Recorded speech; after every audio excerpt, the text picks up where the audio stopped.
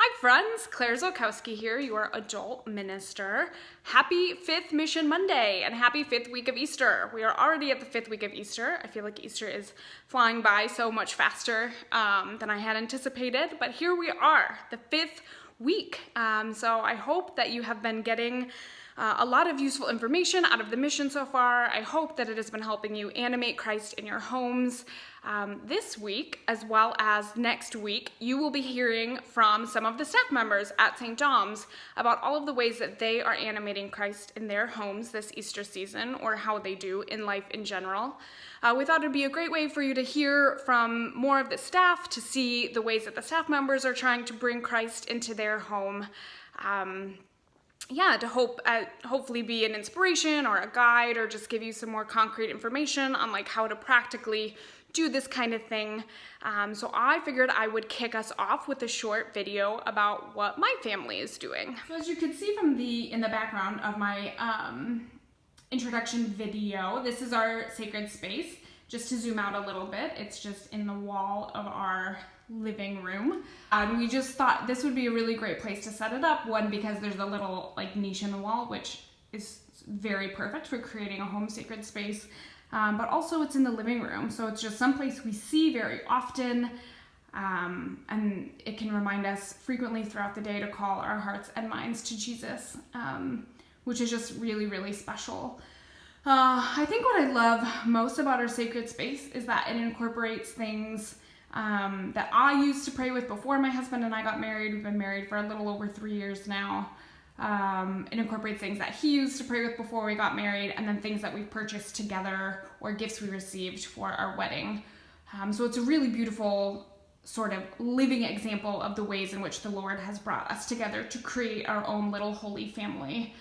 So you can see just artwork, a crucifix, an icon of the Holy Family to remind us of what we are called to be. You know, we have candles, our rosaries hanging up there, a stash of holy water back there. I don't know if you can see holy water we've gathered over the years. And then actually the papers in the corner are copies of the spiritual communion prayer. So we have hopes to expand. I'd love to add a family Bible at some point, maybe a little table for making it a little bit bigger.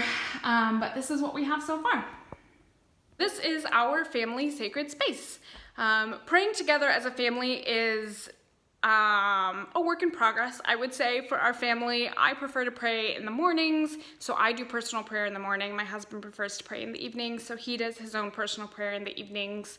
And we don't really have a firm family ritual of prayer yet, other than we pray before meals, and we always try to incorporate special intentions that we have for people, praying for the dead, things like that. Right now during May, we're trying to say rosaries together, which some days are more successful than others, of course.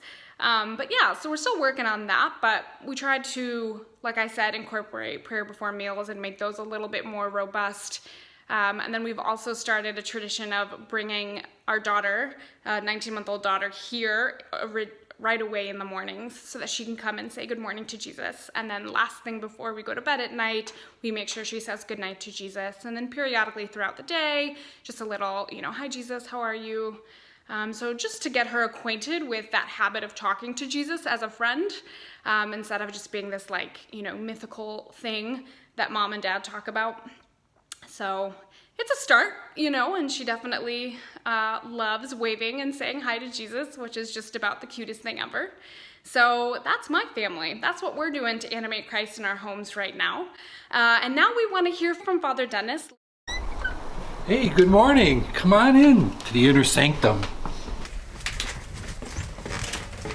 Good morning, everyone.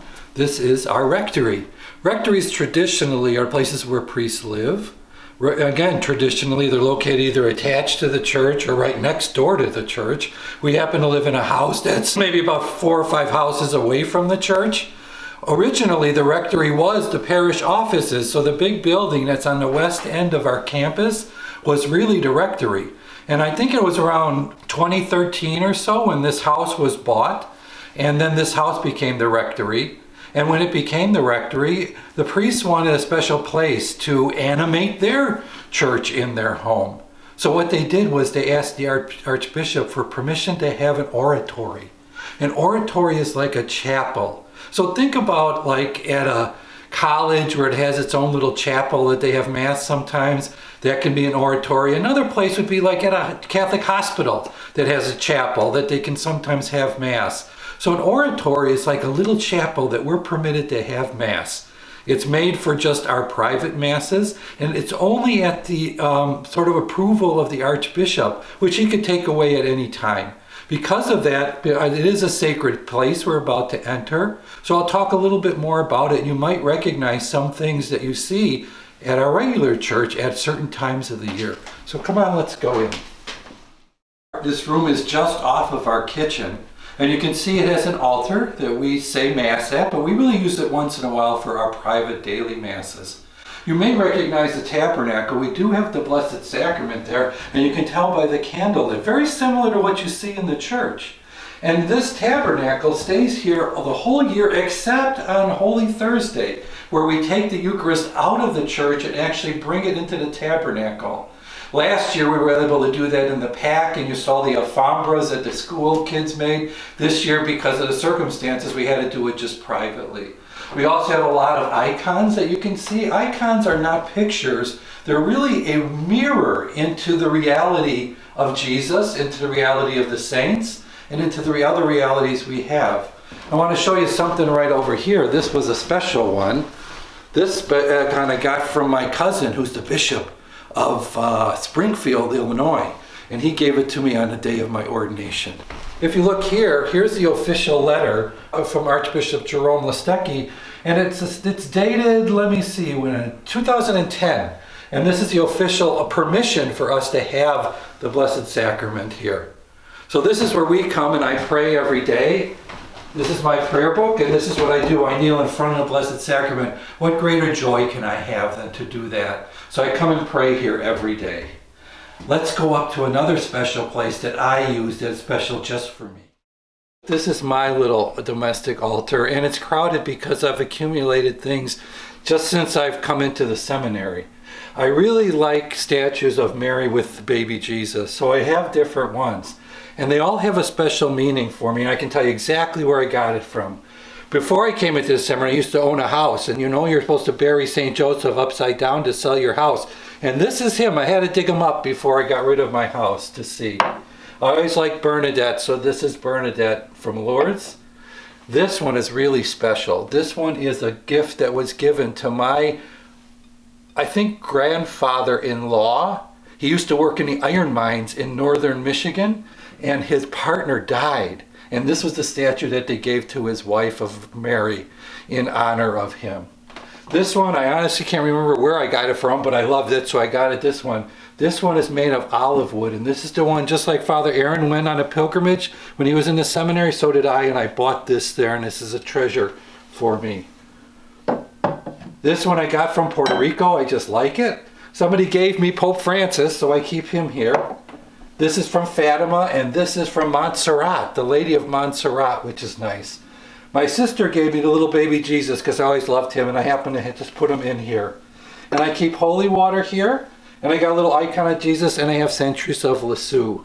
Every day I come here and I talk to them and I thank them for what's going on, and I pray to them. And even when I'm in bed, sometimes I'll face them and talk to them. I have wedding rings from my wife. Every night I say goodnight to her. And I have the crucifix that I just talk to Jesus and give him a little kiss every day. So this is what I do every day. I come and I have holy water and I bless them, each one. I go, oh, thank you, thank you, thank you, thank you, thank you, thank you. And so this is my little altar that I have, but I want to show you something else because I've talked about it a lot and some of the kids may remember that I have. So let's go over here. Everybody, I've talked about my little glow-in-the-dark Jesus. Here he is. He stays by my bed every day. When I went on my pilgrimage to Spain, I happened to get a few more glow-in-the-darks, but they don't glow as good as Jesus, as I'll show you. But this is a little Mary at Fatima, and this is a little Mary from Lourdes. So I keep them there too. Well, I just want to tell you, if you've never been in a rectory, you pretty much have seen everything. This is our living room that we are here, and I think this giant fireplace was made so we could cook on it, but we never have. So I just want to thank you for coming. I want you to show you and tell you how we animate Christ in our home. And I get to see them every day. I get to be with them every day. And as I told you, every night I get to pray to Mary in many Marys. And I get to talk to my glow-in-the-dark Jesus. So I can keep Christ in my life day and night from the moment I wake up to the moment I go to bed. And that's what we're trying to get you to do, is to remember Christ from the moment you wake up to the moment you go to bed, because he's thinking of you at those times too. Thank you for joining me. And if you ever want to come by the rectory, give us a call or just stop by. If we're home, we'll be glad to show you. Thanks for coming. And God bless you. Now we want to hear from you. Next week we have a few more of our staff members sending in videos to show you how they're animating Christ in their homes. And we want to hear from you. So for the 7th Mission Monday, I would love to put together a compilation of videos, pictures, or even just like a little paragraph of submissions from you all of what you are doing to animate Christ in your homes this Easter season. Maybe things that you've learned from the mission, things that you are already doing. I just think it's a great way for us to inspire one another, encourage one another in making this happen, and really show one another all of the ways that God is working in our parish home living situations, parish home contexts. So send your submissions to me, claire.zilkowski@stdominic.net, and I will put them together, and then we can publish those for the 7th Mission Monday and just inspire each other to keep making Christ the center of our home. So thank you so much, and I look forward to seeing what you are all doing.